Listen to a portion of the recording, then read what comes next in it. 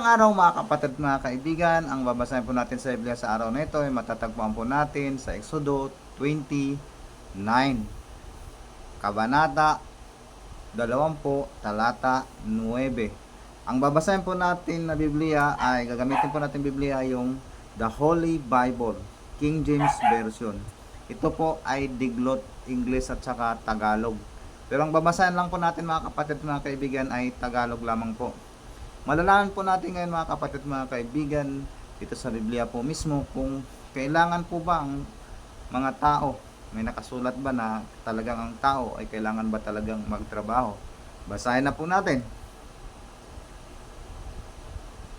6 na araw na gagawa ka at iyong gagawin ang lahat ng iyong gawain. Mga kapatid, mga kaibigan, inutos po talaga ng Panginoon na 6 na araw po tayo magtatrabaho.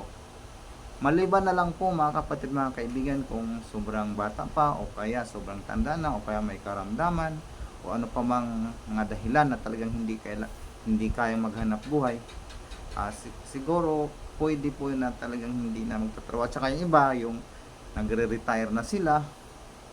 Ang pinag-usapan lang po natin dito mga kapatid, mga kaibigan, yung kailangan po talaga na produktibo tayong kung kaya ng katawan mo, tayo po talaga ay talagang magtatrabaho dahil sinabi ng salita ng Panginoong Diyos. Bagamat dito sa Exodo 20 ay ang highlights ko talaga dito yung 10 utos at yung siyempre yung kasunod dito na talata ay ang ano talaga dito na kailangan pagdating po ng linggo, kailangan po magsimba po. Dahil ang iba naman nasubrahan naman din po sa trabaho, pati linggo talagang nagtatrabaho po sila.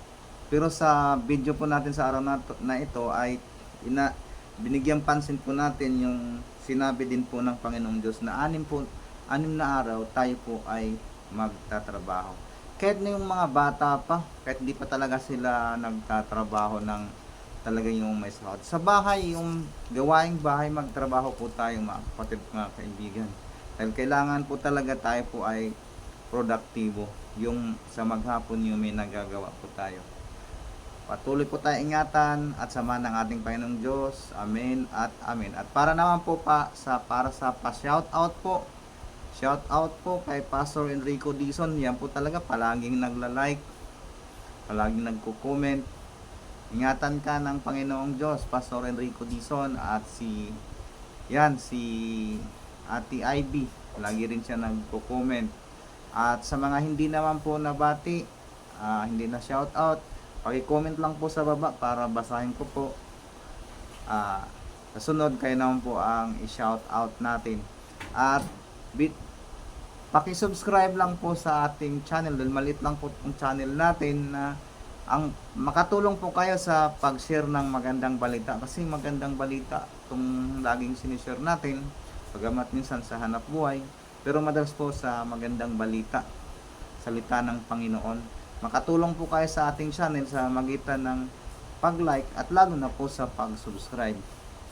At patuloy po tayo ingatan at sama ng ating Panginoong Diyos hanggang sa sunod po natin na video. Paalam po.